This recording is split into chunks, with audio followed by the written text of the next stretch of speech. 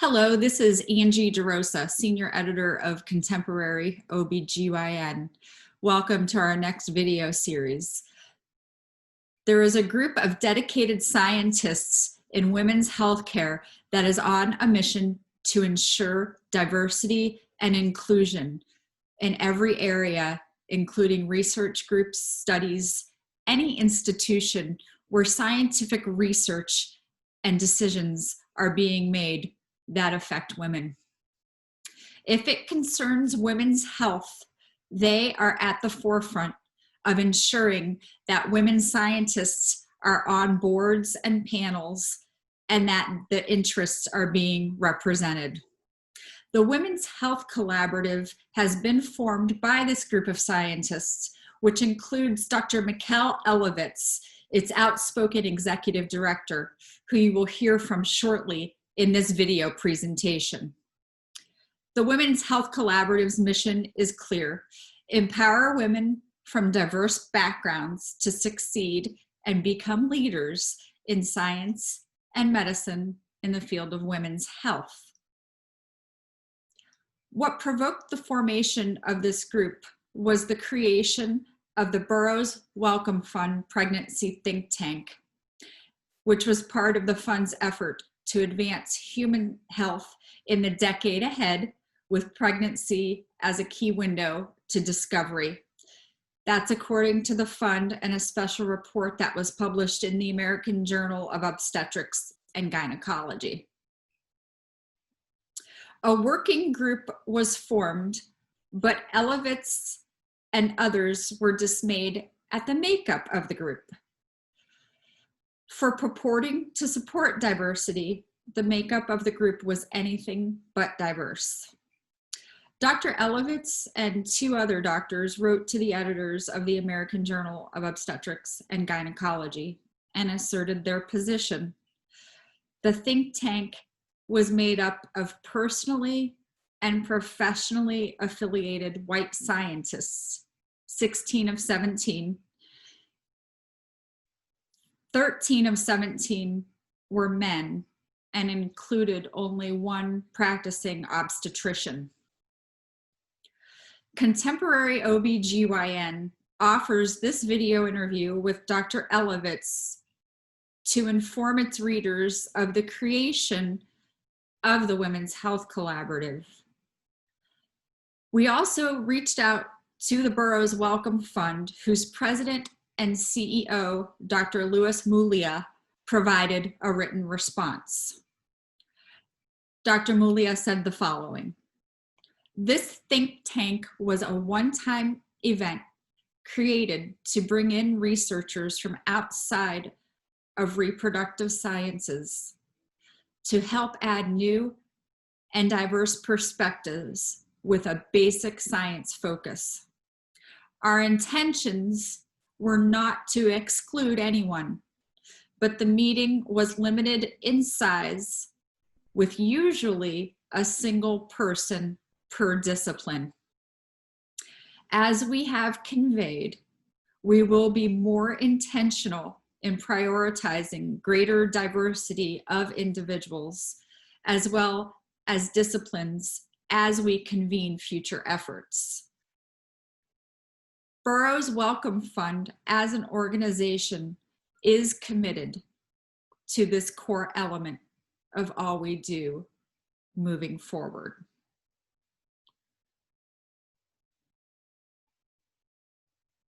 He also continued, "I applaud Dr. Elovitz and her leadership team in creating the Women's Health Collaborative.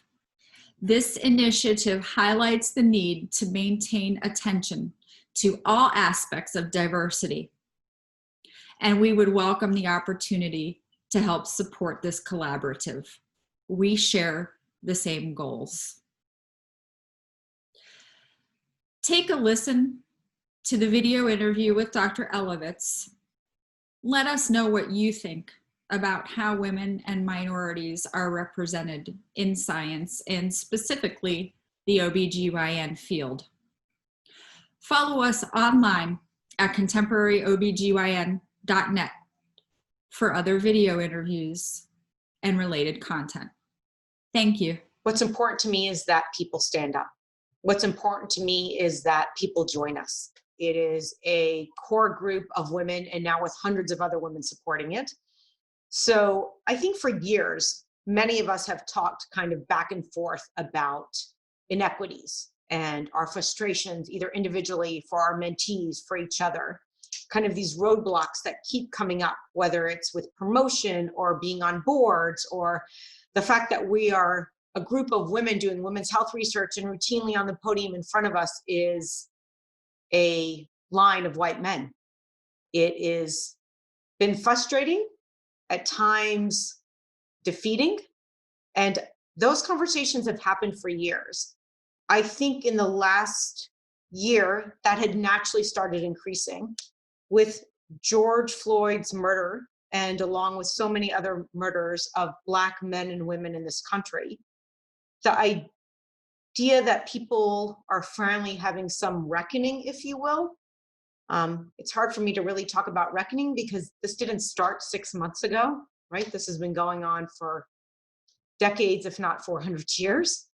But there is somewhat of a reckoning now. And I think between the bubbling of gender inequities and then the acknowledgement of the really severe racial inequities around the world have come up. And women's health, unfortunately, is no different and no better. So those two combined were kind of mulling around in the underground of those of us who were talking about it. And then this think tank came up. So that was kind of the match that lit the fire and moved us to action. So there was this think tank that was published in the American Journal of OBGYN. Yes. It was sponsored by the Burroughs Wellcome Fund. We can talk about that in a minute, but so there's a few of us and my friends that work in this field. And I was on Twitter scrolling, I think it was a Saturday morning, and I saw this article and I'm like, pregnancy think tank. So very egotistically, I'm like, I wasn't involved in that. I do a lot of this work. So I start reading it and I'm like, so first I was struck, to be honest, by the science. It was all on genetics. I'm like, we're still doing this? I'm like, with everything else that we know about women's health, with everything we know about obstetrics and pregnancy and disparities, Yes. We're talking about genetics. And so I had already sent one of my friends a message on Twitter going, did you read this article? And then as I started reading it, I'm like, well, who's part of this? Who's making these decisions? And I was just, to be honest, mortified. I was mortified. It was the same people, the same men who have been doing these panels and think tanks for the last 2 decades. And it claims to be an innovative approach in bringing in new ideas, and it's not true. The Burroughs Wellcome put out a grant to do this exact work that I'm assuming will fund the people who are on the paper. And as we discussed it in our Twitter among us, and then by email, the discontent, which is the polite way of saying that, grew, and the Women's Health Collaborative was born. So it was already there, right? It just took this to, and Kathy alluded to that, and Dr. Spong alluded to that in her editorial. The good thing that came out of this, it was, and I guess it was the match we needed. We've all been talking about it. We've all individually been doing things, but there are powers in number. And there are some amazing, amazing women out there. And they are all, not all of them, but many of them are now part of this collaborative, looking to take the action that is needed to change the workforce and our women's health research. Does Burroughs, have you let them know that this exists? They know it exists because they're following us. And they know it exists because in our letter to the editor, they had to respond to it as part of the journal's protocols. Okay. And they know it exists because we reached out to both the first and senior author of that paper before we went public with it, asking for some acknowledgement of our concerns. The Burroughs Wellcome Fund and Lou Maguglia issued somewhat of an apology on Twitter within 6 hours of our, I don't want to call it a Twitter storm because we're still not that compared to the rest of med Twitter and the Twitter world. Yes. Don't have that power, but we created enough of a storm in our world. So there was a apology. I would venture to say that some of their explanations about the think tank in both emails to us and publicly are insufficient. There is this persistent response about how there's a pipeline problem, that there is not women or women of color or Black women that are able to do this work. And that is completely and utterly false. OBGYN is 80% women. And the specialty has the highest number of underrepresented minorities than almost every other medical specialty. And there is no pipeline problem. When you respond to boroughs, have they responded back about there not being a pipeline problem?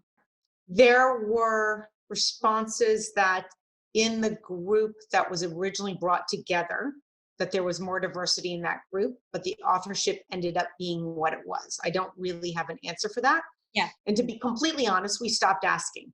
It is beholden on them to make changes. Yes. Right. There are some women who are part of our Women's Health Collaborative that are on their advisory board, and that is their mission. And as a nonprofit, they have to be held to that. And we're happy to provide the pipeline if they need it. How many do you have in this group now? Can you talk about that? So there is a core dozen women who we all work together to make this happen. Yes. And then we have a group of OBGYN chairs who are very involved and committed. That group was initially 5 OBGYN chairs. It's now 10 that are very committed to this mission and to bringing it.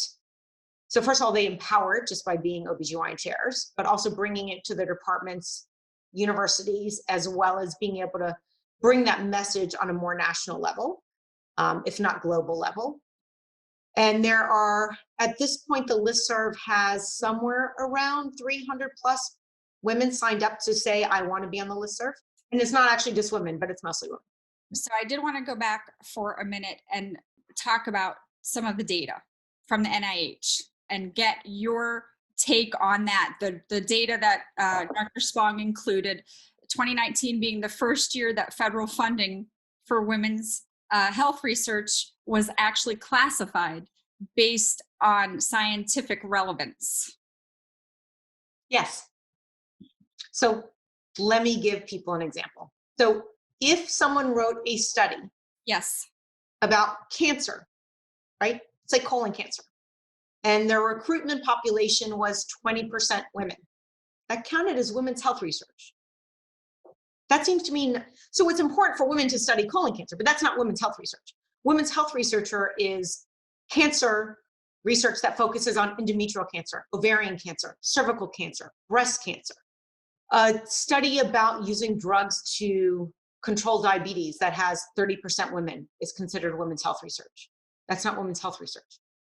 If it was studying the sexual dimorphism in responses to drugs, that might be women's health research. But to tag just because a woman was in a study is by no means women's health research. So you're crediting the Institute for funding women's health research when it's not funding women's health research. And so when it comes to these systemic issues that we've all talked about and we all know about that are just mortifying, the maternal mortality rate, the systemic racism and sexism issues that have been institutionalized. Yes. And trying to get down to the granular level of why these problems exist takes bringing in that diversity. Without a doubt. And you covered that. Without a doubt. You can't, right? So what struck all of us so much about that think tank article, and it's to us, you cannot take out the people doing the work, the people doing the science, the community, and who's getting the care. Those are intertwined. To say that there's a panel of men deciding what's happening to OB outcomes just doesn't seem to make sense, right? And as you spoke about, maternal morbidity and maternal death in Black women is at unacceptable rates. But they're not part of the conversation. They're not part of the science. That is unacceptable. Yeah. Right. And you can see, at least to us, The lack of diversity in that authorship absolutely contributed to the lack of diversity in science. So we're perpetuating this misogynistic approach or this elitist sexist approach that is absolutely influencing the science, which undoubtedly then influences our patients. So if it's limited here and here, we're making no difference in the patient care. And that's the problem. And that's, and it's this complex issue that obviously isn't going to be solved overnight. But let's talk about how COVID really,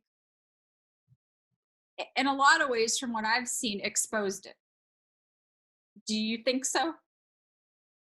I think maternal morbidity, preterm birth, and a lot of the OB outcomes. So from an obstetrician point of view and a physician scientist, it should have been exposed a decade ago, if not more, right? Maternal mortality, preterm birth, preeclampsia, cardiovascular adverse outcomes, all of these are significantly higher in Black women, right? I didn't need COVID to show me that. The rest of the world apparently did. And it's not just me. I think the majority of my colleagues didn't need COVID. COVID just, again, both reaffirmed the disparities in outcome, but also reaffirmed the racist approach to those disparities, right? The initial reports when we saw that people of color were more affected by COVID was, it's something about people of color. No, it's not something, it's about where they live. It's about how they're treated. It's about the environment in which they are put in, right? Race is a social construct, not a biological event. Yes. And that is, again, what has been reaffirmed by COVID is that it's not just that there is disparity in outcome, right? So in the OB world, we knew that. This just confirms it. Okay. But it's also the underlying sexist and racist approach to that, right?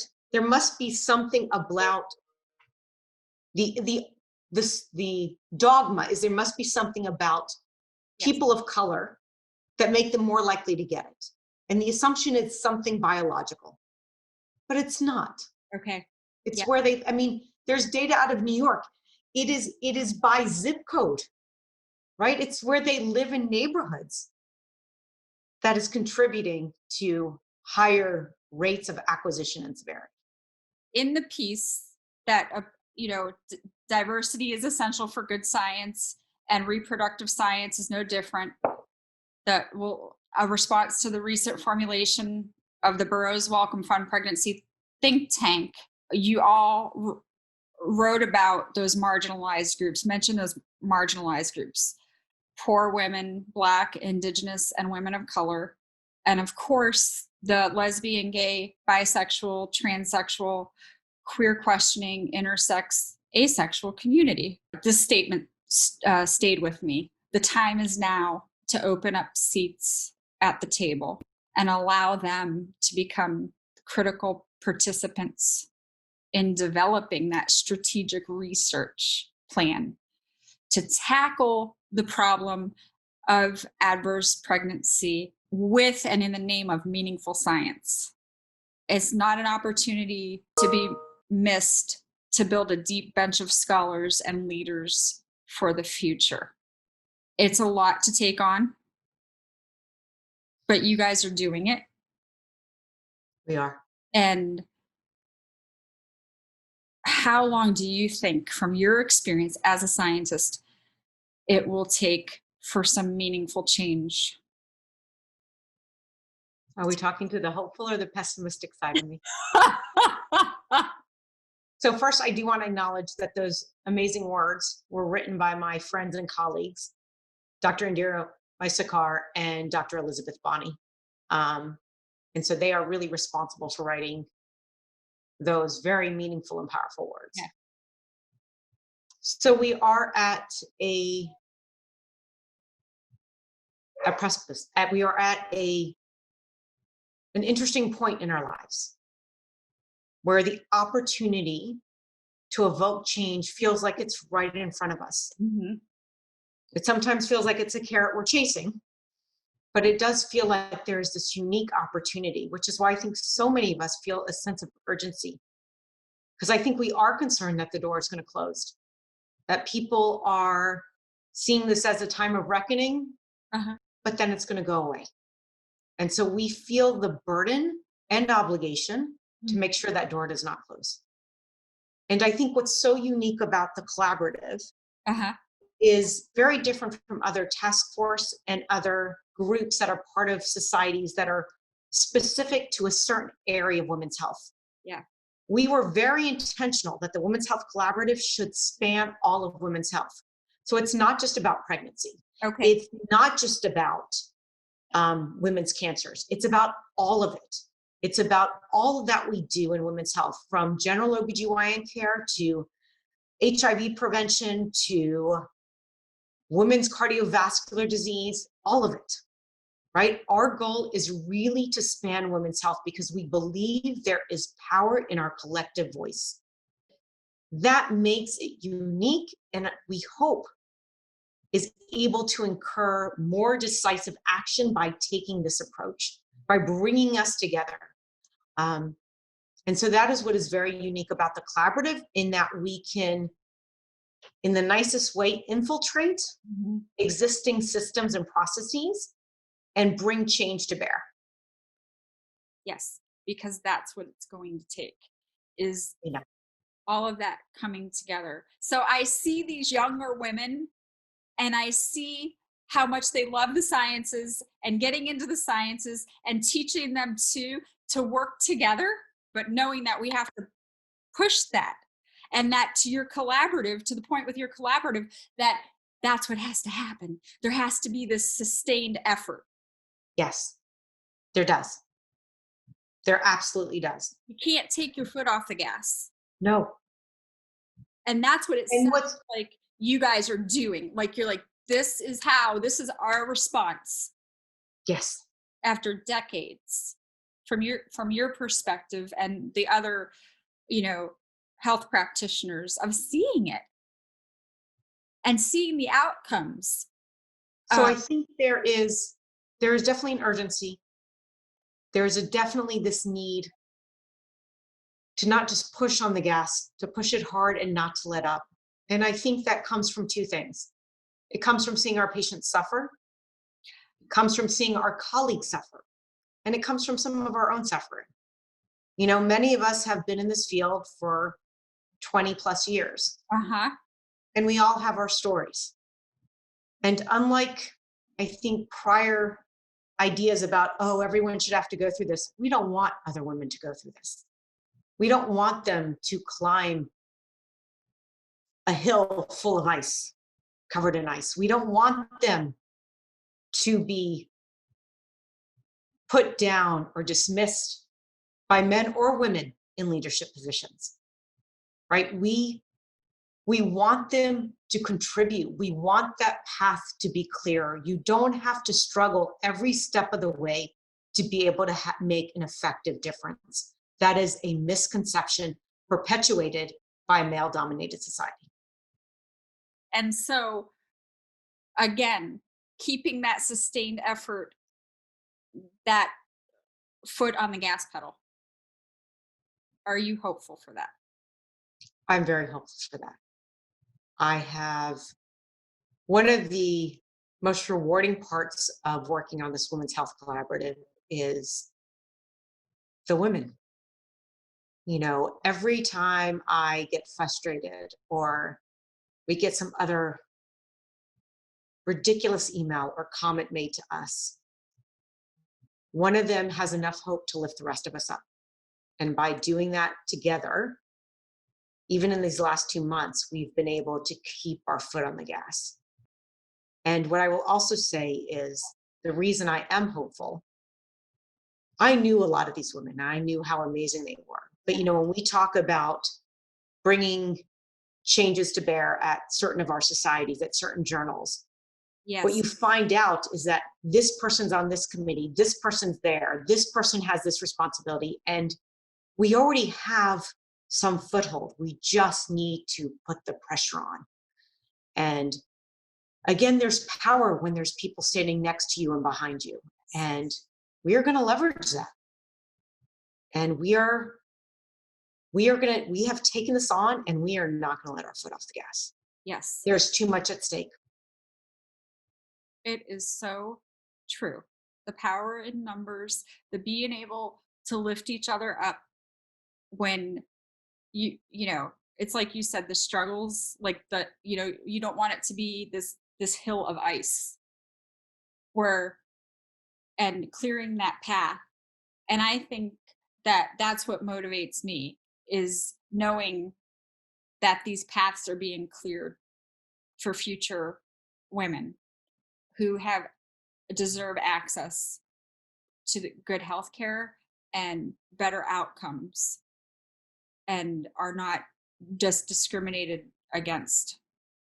And not only do they deserve better access and better health outcomes, they should get to see themselves in their providers, right? They should be able to say, that person looks like me, that person understands me, right? And that same diversity should be applied to science and to the approach. And so it's all intertwined. We keep trying to make it separate, that the workforce and the science and the patients and community are separate. They're not separate. They're not separate. We can't keep acting in silos. Yeah. We won't make a difference. What's important to me is that people stand up. What's important to me is that people join us. It's important to me that even those people that think this is too much, take a moment to look in the mirror and think, and realize that despite what they believe have been the best efforts for the last decades, may just not be enough or are not enough. And that we need everyone to participate. And while we need everyone, we're not going to wait for everyone. So let's be that clear. We're not going to wait for everyone to sign on. We're not going to wait for everyone to say this is okay. Yes. We will move forward. And we have enough power as it is, but more are always welcome.